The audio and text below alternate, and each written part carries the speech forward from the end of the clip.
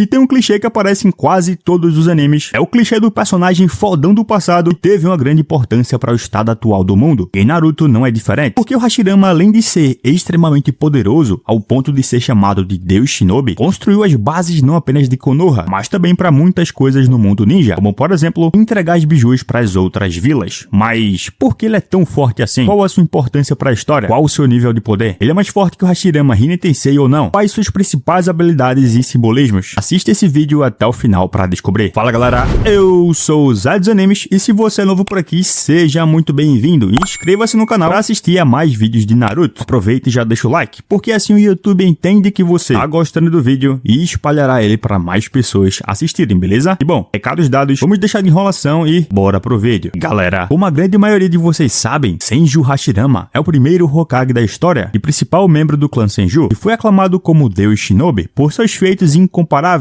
e buscou a paz do mundo Shinobi por toda a sua vida. E embora não tenha sido capaz de alcançar a paz durante ela, seu legado e visão de mundo continuaram a moldar a vila e todo o mundo Shinobi, mesmo após a sua morte. Algo muito intrínseco ao personagem, desde o significado do seu nome. Hashirama é uma palavra japonesa que se refere ao espaço entre dois pilares. Isso pode ser uma brincadeira para a palavra pilar, ou hashira em japonês, já que o Hokage é dito ser o pilar que sustenta a aldeia. Além disso, na tradição shintoísta e budista, o pilar pode ser interpretado como um símbolo de estabilidade espiritual e física, sustentando tanto o mundo material quanto o espiritual. E o seu nome de família, Senju, significa literalmente 1000 mãos, algo que é uma referência clara a Senju Kanon, a divindade budista conhecida como Kanon de 1000 braços, que representa a compaixão infinita e a capacidade de ajudar todos os seres em necessidade com suas múltiplas mãos, algo que é literalmente personificado no seu jutsu Shinsu Senju, ou as verdadeiras 1000 mãos. Em resumo, Hashirama carrega o simbolismo de um líder poderoso e compassivo, capaz de sustentar e proteger sua aldeia com a força de 1000 mãos, equilibrando o poder e compaixão para criar estabilidade e harmonia. Ele é o pilar que conecta os opostos e mantém o equilíbrio entre diferentes forças, como os clãs Senju e Uchiha, para fundar Konoha ou mesmo as diferentes vilas. Mas por que ele é realmente tão poderoso? Como ele ficou assim? O quão poderoso ele é? Bom, para descobrirmos isso, precisamos começar pelo começo.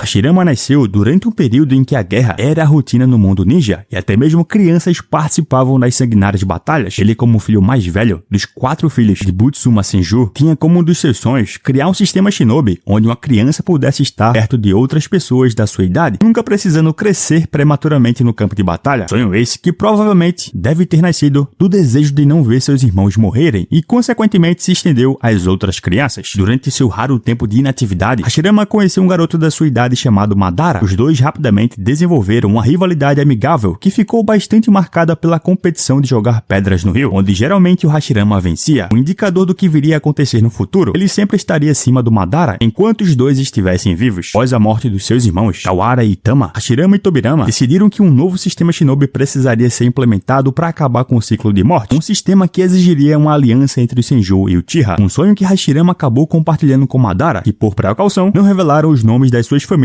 para que não gerasse conflitos. No entanto, isso não durou muito tempo, já que os pais dos dois descobriram a amizade entre eles e tentaram armar uma emboscada, o que resultou no Madara decidindo que seus sonhos de um mundo pacífico eram impossíveis e, portanto, terminou sua amizade para que eles pudessem matar um ao outro, no momento em que o Madara reconheceu que Hashirama já era superior a ele nessa idade. Nos anos seguintes, Hashirama e Madara continuaram a se encontrar em combate. O Senju nunca poderia matar alguém que ele ainda considerava um amigo, e Madara nunca pôde derrotar as habilidades superiores de Hashirama, e com o tempo os dois se tornaram líderes dos seus respectivos clãs, e sob a liderança do Hashirama, o ninja mais poderoso da história do clã Senju, o seu clã começou a derrotar os Uchiha até que em um ponto Hashirama tinha Madara e Izuna à sua mercê. No entanto, mostrando o seu lado de compaixão, assim como o simbolismo por trás dele indica, ele foi incapaz de encontrar a determinação para matar seu amigo de infância e tentou convencê-lo a unir seus dois clãs para tornar seus sonhos uma realidade. Porém, Izuna, que havia sido mortalmente ferido por Tobirama, convence Madara do contrário e eles recuam, levando Hashirama a enviar um pedido de cessar fogo, algo que grande parte dos Uchiha passou a cogitar, uma trégua para colocar um fim no derramamento de sangue e manter o clã vivo. Porém, Madara, embebido por seu desejo de vingança pelo que aconteceu com seu irmão, decidiu continuar o combate, só que ele não contava que vários Uchiha desertariam para os Senju, algo que eventualmente levou à situação em que o Hashirama quase se sacrifica pela causa e tira sua própria vida em troca da vida do irmão do Madara, e mostra que um grande líder estaria disposto a se sacrificar pelo bem maior, pelo bem do povo. Assim, a paz entre os clãs veio, Konoha foi fundada e e Hashirama mostrou imensa dedicação à realização do seu sonho. Ele queria que o resto da aldeia apreciasse o que Konoha representava tanto quanto ele, encorajando-os a considerar cada aldeão como parte de uma grande família que deveria sempre cuidar um dos outros. E essa filosofia, conhecida como a vontade do fogo, se tornaria a pedra angular dos ensinamentos de Konoha por décadas após a sua morte. A vontade do fogo é em si o demonstrativo do otimismo geral do Hashirama quando se tratava de outras pessoas, como se ele fosse a representação da divindade budista na Terra, realmente o deus Shinobi. Algo que acabou fazendo ele ser votado para ser o Hokage, embora ele quisesse que Madara assumisse o cargo. Algo que levou a mais atritos entre os dois amigos, porque o Madara sentiu que essa história terminaria mal para o seu clã quando Tobirama se tornasse o segundo Hokage. E com a sua posição em Konoha diminuindo rapidamente, e depois de ser manipulado pela tábua de pedra que o Zetsu alterou, Madara decidiu que a vila era um experimento fracassado e a abandonou, com a intenção de um dia voltar a enfrentar Hashirama em uma batalha mais uma vez. Quando esse dia chegou, Hashirama mostrou do porquê ele ter o seu status entre aspas divino e porque é o ninja mais poderoso de Naruto sem poderes externos.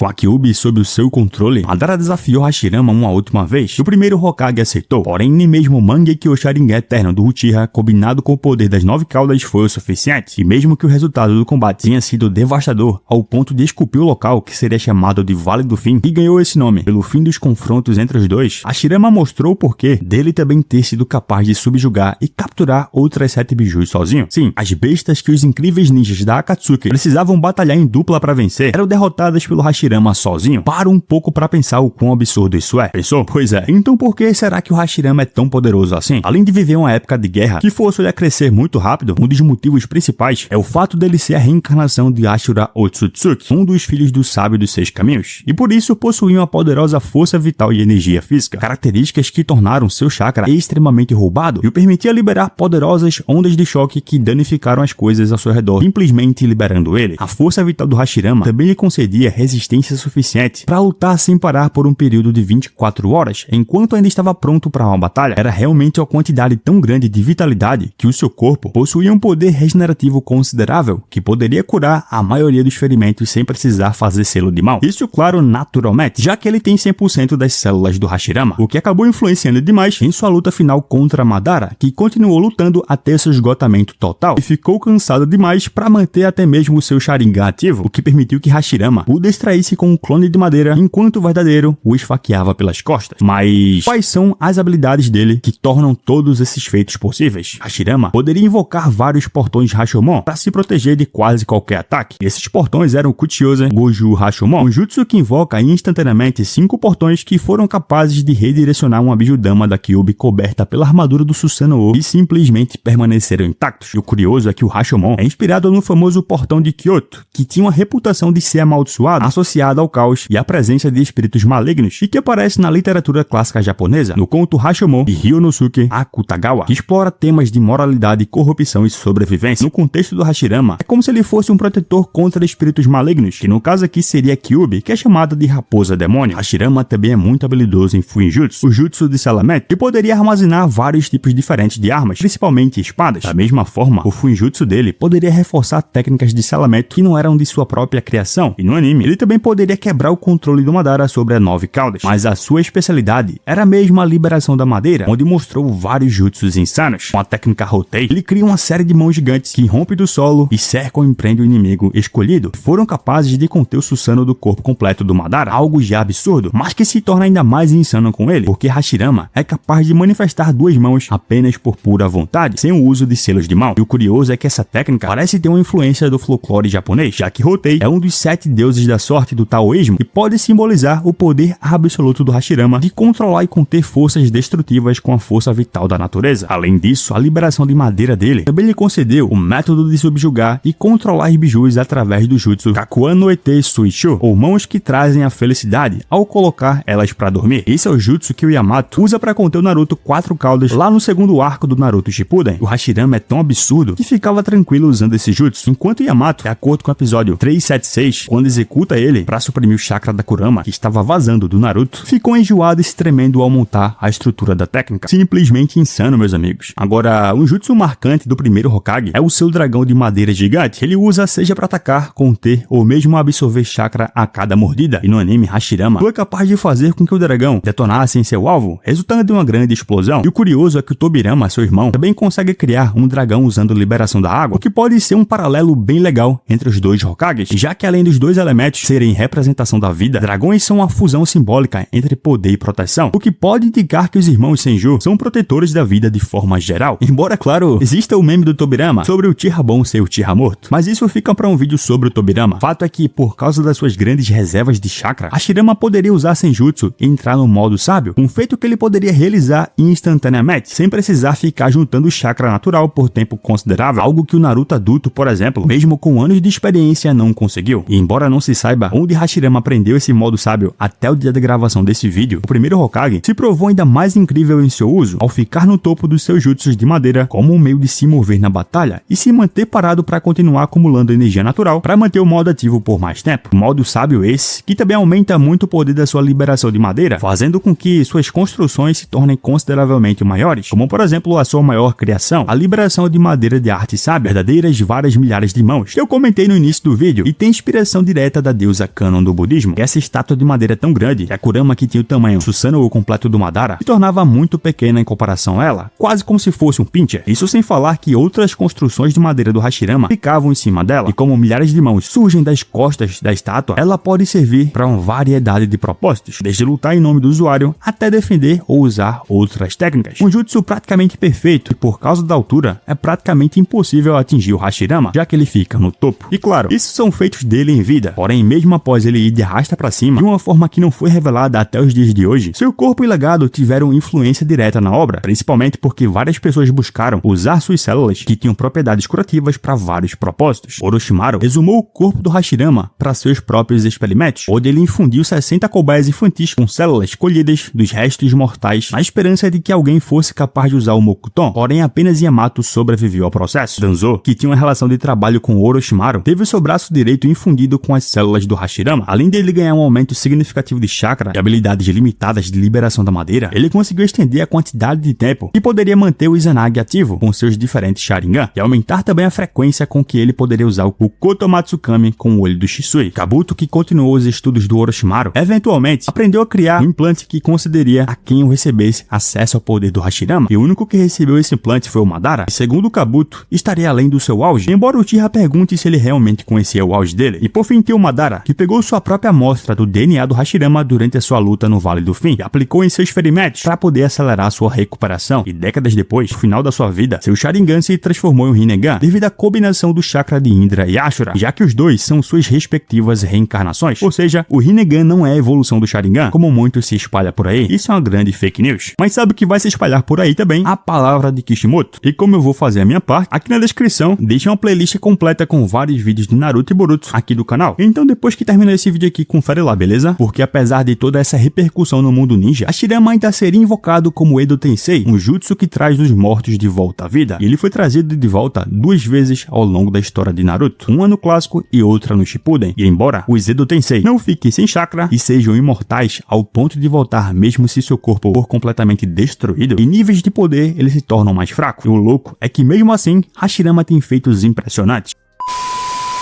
No Naruto clássico, quando Orochimaru invade Konoha, invoca os 2 primeiros Hokages e agem contra sua própria vontade. Nesse combate, Hashirama usa principalmente sua liberação de madeira ao criar uma grande quantidade de madeira e plantas, e foi capaz de mudar basicamente a paisagem do local em que eles estavam batalhando, mesmo sem usar seus principais jutsus. Porém, é curioso perceber que ele não se limitava apenas ao Mokuton, ele tinha domínio de todas as 5 transformações da natureza, junto com a liberação em Yin-Yang, o que tornava ele muito versátil e capaz de lançar um genjutsu para travar um alvo na escuridão perpétua enquanto a técnica durasse. Agora, na Quarta Guerra Mundial Shinobi, Kabuto afirmou que o poder do Hashirama como ninja era tão vasto que foi mantido em uma luz de fantasia semelhante ao sábio dos 6 caminhos, afirmando que ninguém, além do Madara, chegou perto de igualá-lo desde a sua morte. E isso é bom lembrar dos vários ninjas poderosos que estavam nessa guerra. Sério, Hashirama tinha tanto chakra que depois de ver o Naruto distribuir seu chakra e do Kurama para toda a aliança Shinobi, afirmou que a quantidade desse chakra quase rivalizava com a sua própria reserva. E vale lembrar que a aliança Shinobi tinha um total de 80 mil ninjas, onde alguns morreram ao longo da guerra, é claro. Mas ainda se tinha muitos e muitos ninjas nesse ponto da obra, e o Hashirama tinha tanto chakra que eu me arrisco a dizer que se os 80 mil ninjas estivessem vivos durante esse momento, ele poderia distribuir seu chakra tranquilamente se fosse possível. Além disso, seu controle é tão grande que ele poderia realizar vários jutsus complexos e em grande escala com apenas um único selo de mão, e foi capaz de produzir 10 clones de madeira, mantendo uma barreira de alto nível para prender o Jubi. E vale lembrar que esses clones eram praticamente impossíveis de notar a diferença deles para o original, onde apenas Madara se mostrou capaz de diferenciar. E se você acha tudo isso um absurdo, saiba que ele poderia resistir ao controle do Edo Tensei feito por Orochimaru com muita facilidade, mesmo depois que as suas células foram usadas para fortalecer a ligação da técnica. Na moral, ele é tão roubado que poderia usar ninjutsu de barreira avançada o suficiente para subjugar o Jubi, como eu já falei anteriormente, e ele usou esse jutsu em específico, a arte sábia Portão do Grande Deus, enquanto estava no modo Seinen, e assim manifesta um número seleto de tori vermelhos que caem de cima para prender o alvo entre o portão e o chão, e o tamanho e a forma desses tori corresponde a um alvo contra o qual está sendo usado, e não apenas o alvo é preso e incapaz de mover até mesmo o dedo, mas o tori também bloqueia sua vontade de se opor à técnica, algo que foi usado também contra seus Jinchuriki, onde o Hashirama mostrou conseguir empilhar tori um sobre o outro, a tentativa de aumentar sua capacidade de imobilizar o alvo. Porém, quando o Obito foi capaz de controlar o poder do 10 caudas, rompeu o jutsu, o que revela um limite para a técnica que, bom, precisou de um Uchiha muito poderoso transformado no Jinchuriki do Jubi para poder se libertar. E o curioso é que, como o nome em japonês é Senpo Myojimon, o termo Myojimon simboliza um portão divino que representa proteção, iluminação espiritual e conexão com o mundo sagrado, reforçando ainda mais o status de protetor de paz do Hashirama. Só que o absurdo aqui é que ele, enquanto estava usando esse jutsu, foi capaz de trollar o Madara e dizer que depois cuidava dele. Por causa disso, criou 5 clones de madeira e enviou um deles para batalhar contra ele. Além disso, quando o Obito aparece no campo de batalha, Hashirama percebe que Madara está forçando ele a usar o Rin Tensei para poder revivê-lo, e confirmando assim a sua superioridade, mesmo com Rinnegan e células do próprio Hashirama, Madara não consegue superá-lo e foi preso por vários Myojimon, e ainda ficou cercado por dragões para impedi-lo de escapar. Porém, como Madara obteve sucesso ao forçar o Obito a usar o Rin Tensei, com o retorno total do seu poder original, conseguiu se libertar das suas restrições e na confusão rapidamente mobilizou Hashirama com receptores de chakra, e ele ficou preso lá até Kaguya aparecer e levar o time 7 para outra dimensão. Situação essa que parece indicar que com seu poder total e força vital, Madara poderia superar o Hashirama no estado de Edo Tensei. Porém, será que ele superaria o Hashirama vivo? Francamente, sim. Infelizmente, sim. Depois de retornar à vida, além das próprias células do Hashirama, Madara tinha o poder do seu Mangekyou Sharingan eterno e também do seu Rinnegan, onde ele poderia usar o Limbo, e foi capaz de derrotar todas as bijus juntas, na maior tranquilidade, um feito que nem o próprio Hashirama tinha alcançado. Isso porque eu nem falei das marcas do modo sábio que aparecem no rosto do Hashirama que estava no peito do Madara. Então sim, Madara Rin Tensei superou o Hashirama vivo, porque claro, né, sozinho ele não conseguia. Mas claro, você pode discordar de mim à vontade, e eu vou gostar demais de saber a sua opinião sobre o assunto aqui nos comentários, porque agora eu vou indo nessa. Obrigado a quem assistiu até o final, valeu, falou!